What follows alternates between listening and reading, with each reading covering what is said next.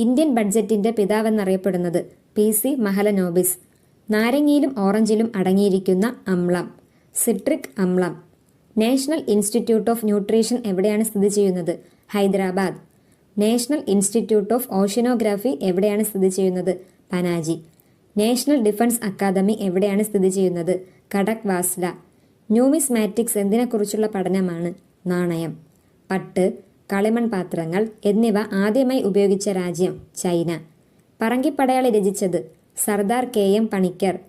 പിറവി എന്ന ചലച്ചിത്രത്തിന്റെ സംവിധായകൻ ഷാജി N കരുൺ. പുൽത്തുമ്പിലൂടെ അധികമുള്ള ജലം സസ്യശരീരത്തിൽ നിന്ന് പുറത്തു പോകുന്ന പ്രവർത്തനം അറിയപ്പെടുന്നത് ഗട്ടേഷൻ. പുരാണപ്രകാരം കേരളത്തെ കടൽമാറ്റി സൃഷ്ടിച്ചത് പരശുരാമൻ. ഫാക്ടംബോസിന്റെ രാസനാമം അമോണിയം കാർബണേറ്റ്.